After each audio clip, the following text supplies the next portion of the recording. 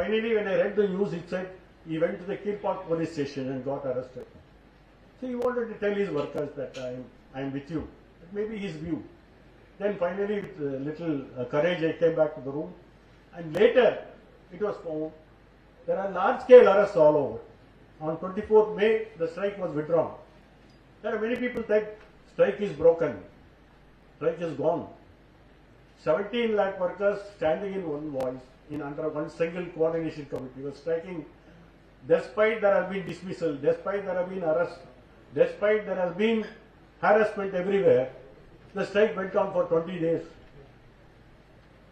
It may be a defeat for the present. Tactically, it may be a defeat. But what we achieved is much more that railway workers could ever think of. In fact, it was after the strike, bonus was announced for the railway workers. When the Janata Party came to power in 1977, first time bonus was declared for the railway workers. No strike goes waste of time. No strike ever is considered as a waste. It shows the working class solidarity. We may not achieve 100% our victory. In fact, there were several people, including progressive people, who are all thinking this is all wrong. There will be one pregnant woman who could not go to the hospital. There will be one sick man who could not go. They will write all kinds of things. In fact, Mr. Jayagandhan, one of the progressive Tamil writer, he wrote a story in Anandavagadan. It is called Chakkarangal Solarattum. Because we stopped the wheels, Chakkar Jam. Now he says Chakkarangal Solarattum means let the wheels rotate. This is a progressive writer writing in a very popular magazine against the strikes. Does it mean strikes are always bad? Does it mean work actions are all invited by the working class only to improve their service conditions? How do you make a deaf ruling party, a deaf government to hear? It's only by a strike. Strike is a legitimate weapon of the working class. And it didn't come on one day. It came for several years of fight. The Indian working class is not merely for economic demands. The Indian working class fought for political freedom also. Railway workers were at the forefront of such struggles.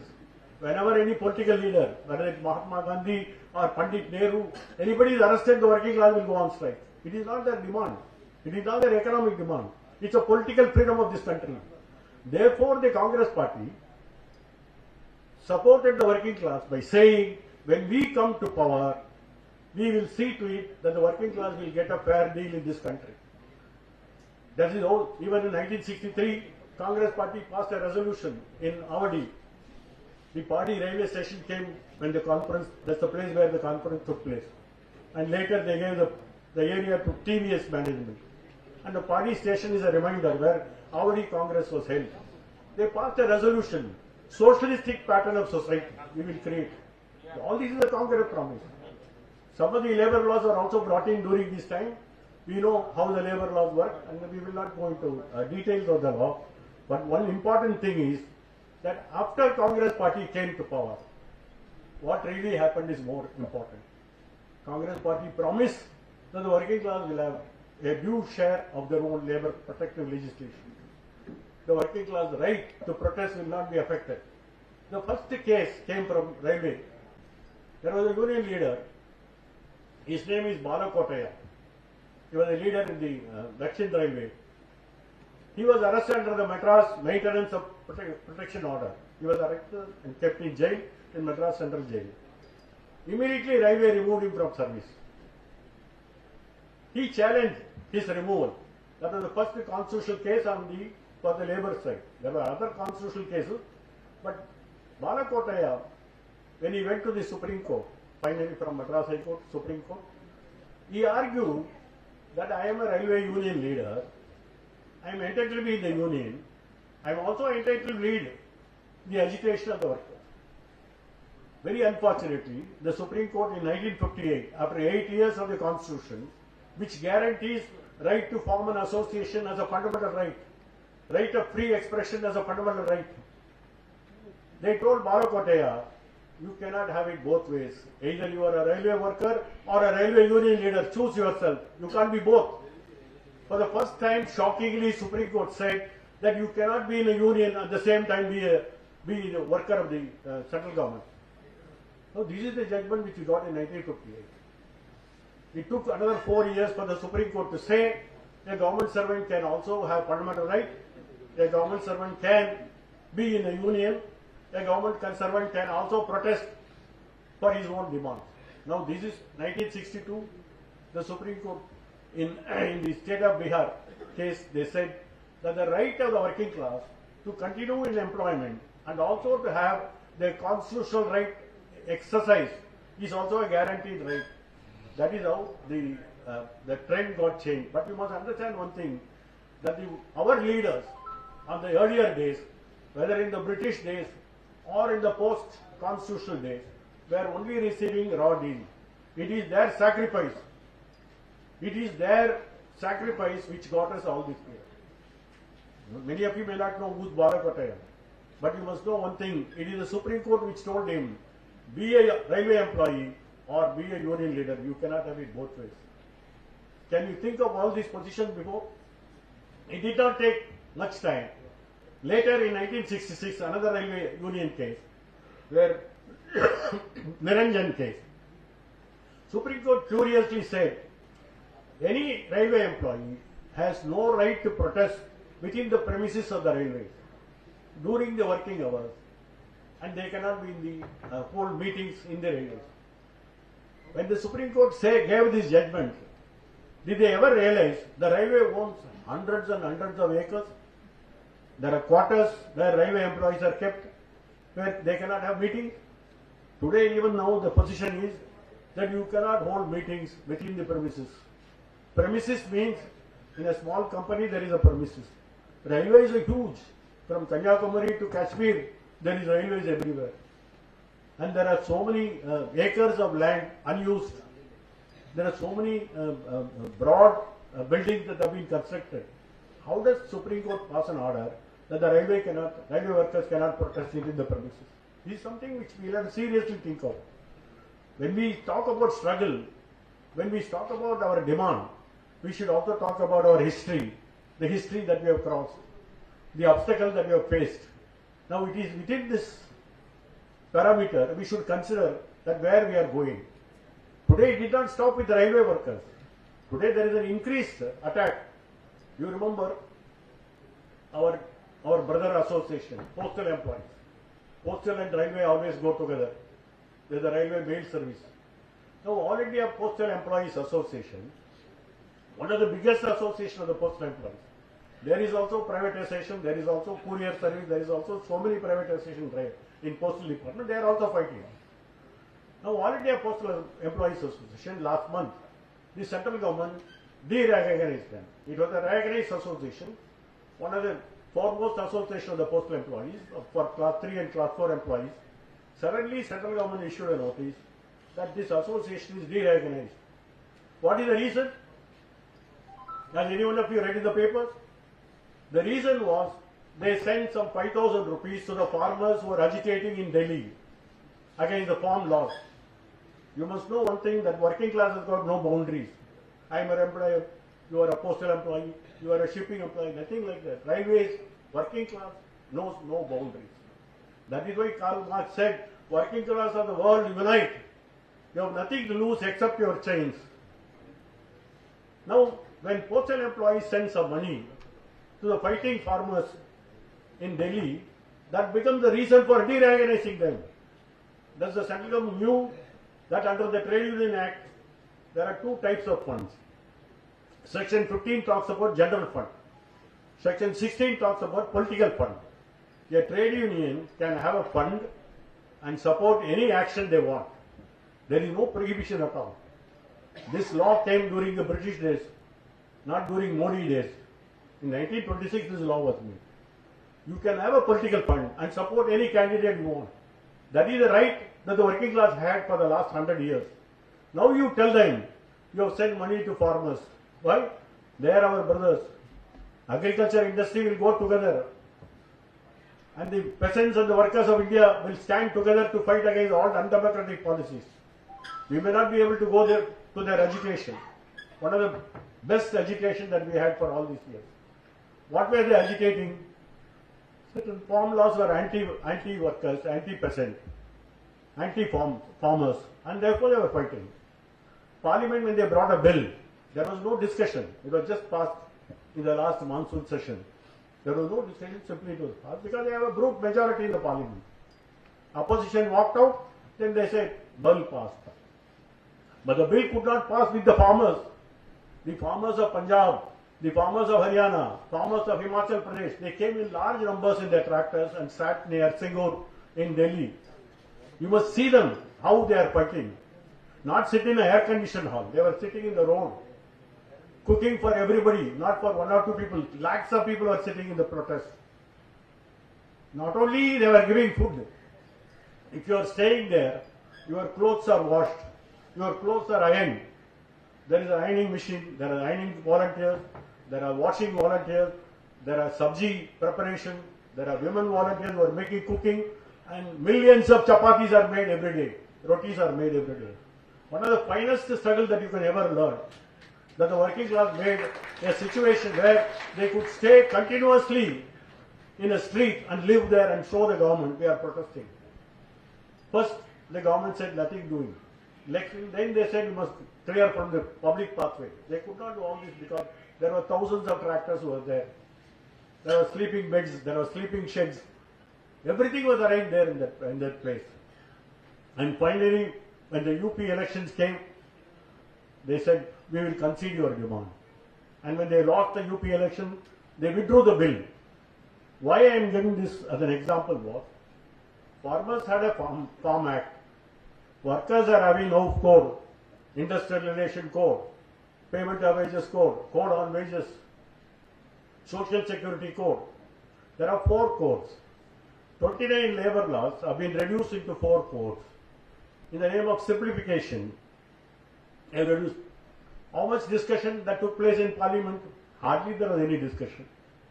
The members simply walked saying that this is not discussion, send it to the committee. 1 or 2 bills went to the committee, the parliamentary committee. Parliamentary committee gave some amendments. They could not do it. They passed all the bills.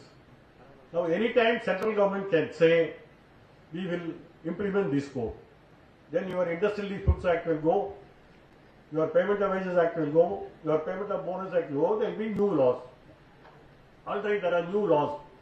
How is that we are going to be benefited? Are we going to get some new rights under the law? Why, in the name of simplifying and codification, you are converting 29 laws into 4 codes? Now, why? How much we have understood this code? The farmers were able to understand within 1 month of the bill being passed that this is going to affect them. Thus, the working class of this country understood that these laws are not good for us. This is going to take away all our 100-year big struggles that we had to get these laws. Are they going to say all this now? Now, why is that we are not discussing those issues? We are only discussing our own demand. This is a problem. When the farmers are fighting for a larger issue, the working class is fighting for their own domestic issues. My working time, my various other conditions such as these slogans which are there. Why is that we are not discussing the larger issue? Are it not going to affect us? I can take a day to explain what are these amendments that are going to come in. So only one simple order of the central government to implement these laws. Just a small letter is enough, all the laws will come into force. They are no longer a bill, they are no longer a draft legislation, they are actually an act passed by the parliament. And if these acts are passed by the parliament, do you think all our demands will be solved by the new enactment? I think LRSA must have a discussion on these new 4 codes. Maybe we do not have the strength, we do not have the courage like the farmers to fight for days together, unmindful of the police repression. In fact, one BJP MP's minister's son, he drove a vehicle and killed 8 farmers in that agitation. Still the case goes on. With such repression, they were able to win their demand. Why we have not even started discussing these codes are all going to be useful or not? These codes are going to help us or not? We don't know. And now we find All India Postal Employees Association lost their recognition. How long they take for them to lose our recognition? Even some of the unions are not recognized. It is our sheer strength, it is our unity that makes the government to somewhat listen to our demand. But does it going to happen? Many of the people were saying privatization. Now privatization is one of the draconian steps where the wealth of this country is given to some individuals, some foreign companies, some corporates. Adanis and Ambanis are the new prosperous employers in this country, and they will own. In some of the airports they have already purchased. Out of 29 airports, 14 airports are with Adani and Ambani. Now there is also a talk some of the trains will be handed over to private hands. Even Shirdi train from Coimbatore is run by private operators. You see the ticket, some 3,500 rupees. Now if you want to privatize, how are we going to oppose? Going to court? The court said in Balco's case, we are not here to decide all these matters. It is a matter of policy.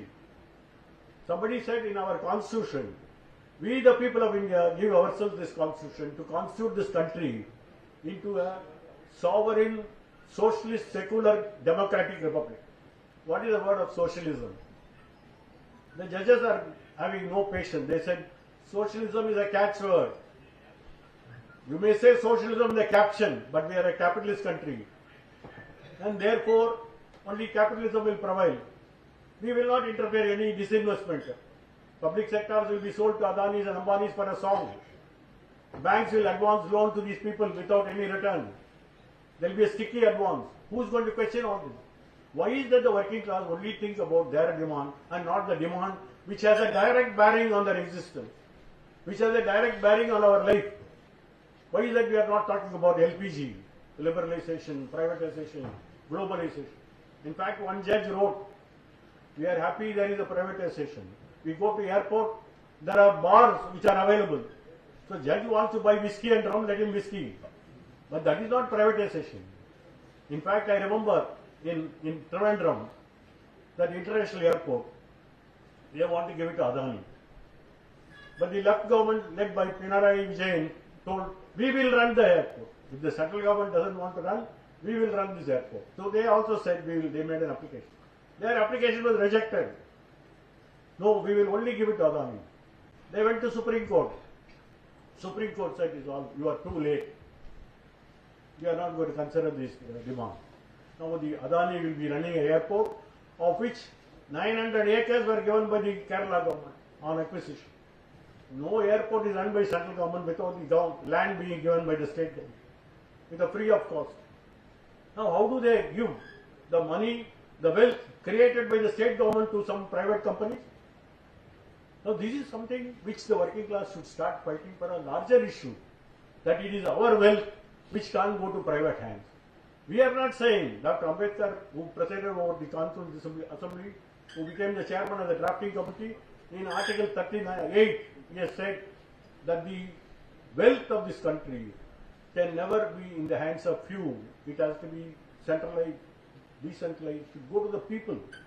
Now when the Constitution talks about decentralization of the wealth in the hands of the people and not in the hands of few monopoly houses, how is that the Modi Shah company says we will sell every company? This is something, a larger economic issue, the issue which affects directly the working class of this country. We should now discuss those issues and then start fighting against privatization. Not privatizing one railway and one railway station. It's a question of privatizing the public sector of this country.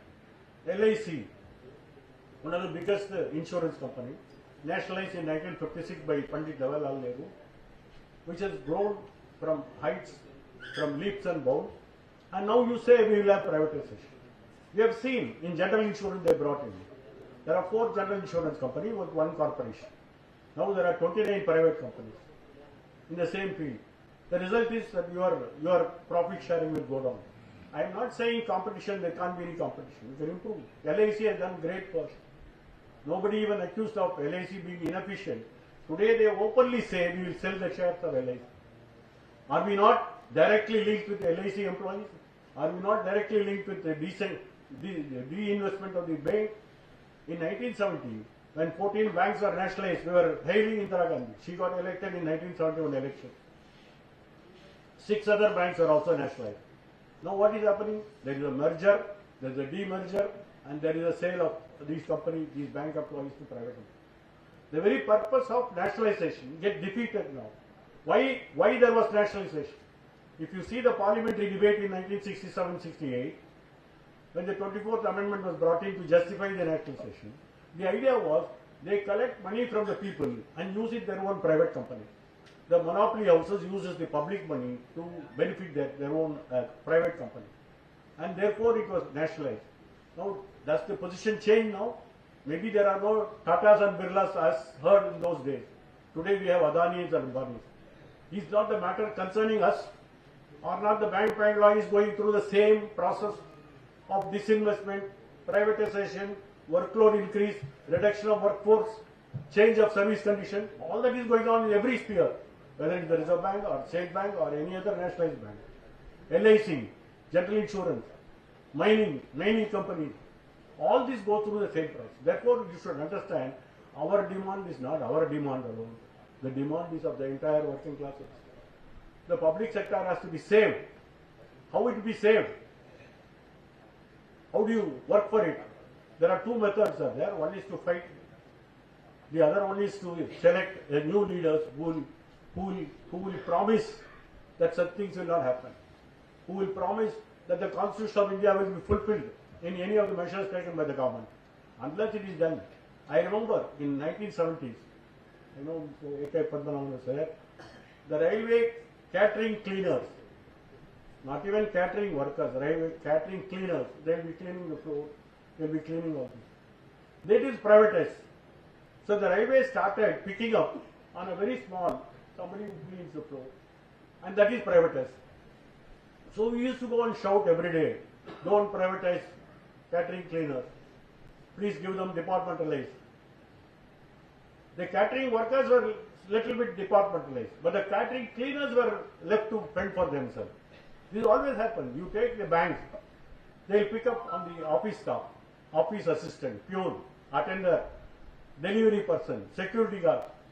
Today many banks do not have security guard for ATM machines when lakhs of rupees are stuck in those boxes. And they know, because they think they are put on CCTV there, So in the name of rationalization, in the name of saving, they attack the lowest and lowly paid employees first. Central government don't buy cars. Central government officers don't have any cars. They let fire taxis. And then the taxi will come at what price? You will not believe. Recently I was appointed by the state government in one committee. Then they showed one GO. I am provided with transport. How transport? No government company. They tell a private company. Then they brought the quotation. The quotation says 80,000 rupees per month. For 20 days it comes to 4,000 rupees. From my office to my new office is only half a kilometer. I can walk. Now do you think I will pay 4,000 rupees for this half a kilometer? That is all the price that the government is paying. Every central government, every state government, they make fat money out of privatization. Some of the officers make more money in privatization, therefore they love privatization. They work for privatization. Whereas we work for the larger good of this country, not for our own individual self. So when we are fighting for catering cleaners, the matter went to Supreme Court. In 1984, Supreme Court gave a very good judgment. The judgment said, catering cleaners of Southern Railway versus Union of India owning railway. That's a judgment given by Justice Chennappa Reddy, one of the brilliant judge, who was a pro-working class, who was a socialist by conviction. He said that privatization is a disease. It's a most decadent practice of any capitalism. Capitalism never agrees to have different leadership. It's only one leadership. You cannot, by outsourcing, create a series of leaders for workers. So he told the railways, you better departmentalize all of the catering cleaners. They became. Now what is the other outcome? Now you will have another company, IRTC. That's a different company, not railways. Now IRTC, what they'll do? They'll completely outsource the whole thing. So what they can't do directly, how to get over Supreme Court judgment, create another company, outsource everything. Now this is what most dangerous thing. And finally, I want to tell you one thing. After this Balasur accident, first thing they will catch hold of drivers. Is it a human fault? Is it a human negligence? Then CBI will come, NIA will come. Is there any foreign hand? All this is going on now. So why is that they are catching? I can understand government want to put the blame on somebody because the number of deaths is so high. They will be satisfied. But the railway minister will not resign. They say he is a MIT graduate. He's worked in, he's an IAS officer, he's a bureaucrat, he did all this, and he sits in Balasur to monitor all this is good. But under your leadership, the greatest loss of lives have taken place. Why you are not quitting? It's not as never happened before. It happened before also. When there is a huge accident, railway ministers resigned. Lal Bahadur Shastri resigned as a railway minister, owning moral responsibility. Now these people have no morals. Most important thing is, what is the public support that we get? I saw in some of the social media, these are all due to reservation. If only meritorious candidates are holding this position of railway drivers, this will not happen. Due to reservation. Therefore, the direct attack is against the backward community, is against the Dalit, because we enjoy the reservation. Now you brought a new reservation under 103rd Amendment, EWS. Economically weaker section are given. Now you see the latest result. They are the last of the last. When Dalit cut-off mark is 250, when the MBC cut-off mark is 267, when the EWS cut-off mark is 127, where is your merit? Are you not recruiting people like that from the upper caste? And that reservation is only meant for the upper caste, not for the other community. A BC, a SC cannot compete in there. I remember the same arguments came in 1974, 1981, before the Supreme Court. The case was filed by All India Soshit Karamchari Sangh. That is oppressed people Karamcharis there. They are oppressed because there are reservation. And then it came before a very good judge, Justice Krishnaiyer, the brilliant humanist, a socialist, heart of heart, the pro-working class. That judge, the argument was that if you stop recruiting meritorious candidates, there will be more accidents. Reservation is the cause for all the bad thing that is happening. That is the argument that was that one. You can read from the judgment, 1981, Krishnaiyer judgment in All India Soshit Karamchari Sangh case, where he has written, if people who are arguing before us that the reservations brought all these miseries, does it mean if there is no reservation, railways are going to have accident-free weeks? He has asked in the judgment. If you stop reservation, does it mean there will be no accident in this country? This is what pains me today is some of this vicious, poisonous posting that comes in the social media. Today social media is also a boon, it's also a danger for us. All kinds of stories can be planted. After Balasur, I saw four comments which says it's all because of reservation. I am reminded of this 81 judgment of Justice Krishnaiyer, which is a weapon in our hand. Krishnaiyer said, does it mean railways are going to have accident-free weeks? There is no reservation. So this is something, an attack, not come from government. It's also come from the society, a group of society, which almost feel. Now I am asking that group, that Western intergroup, have they opposed 103rd Amendment, EWS quota today, where the EWS quota was the upper caste cut-off point less than the scheduled caste cut-off. Then which merit that you are talking about? In fact, under Article 336, when you reserve, it also says the reservation will be subject to efficiency of running the institution. The word efficiency is mentioned there, as if that should be a guarantee for making reservation. Now, in the EWS quota, there is no such safeguard is being made. For a scheduled caste, you must have efficiency. For a MBC, you must have efficiency. For upper caste, no efficiency. That is what we are not running a railway, we are running every department of the government. Now this social policy, this perennial policy of the government, are you all discussed on these issues? Let our demand be there. We are getting some sufficient income more than some of the private operators. We are getting something more. We should fight for the larger interests of this country, not just for ourselves. Our interest is also indirectly tied to the interests of every working class of this country. So what we need is a platform of working class fighting against the economic and social policies of the government, and 2024 is a clear watermark. You must decide which government you want. Thank you.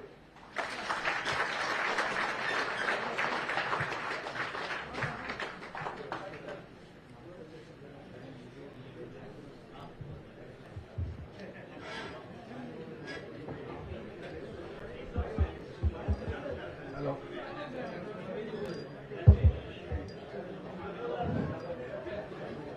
Hello. Comrade Justice Chendu. He spoke as a working class justice. As an advocate, he fought for the workers. As a justice, he delivered judgments in favor of the working class.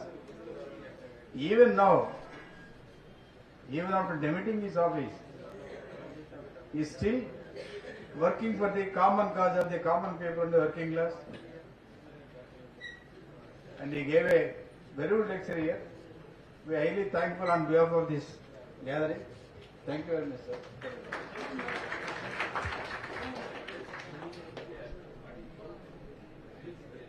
Now I request Comrade K. Parsardi, Joint Secretary General, for presentation of paper. You are only presenting by reading. Okay.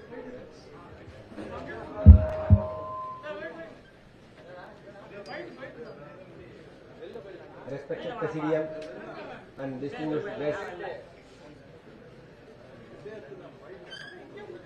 of course, as our President Hanamaya sir told,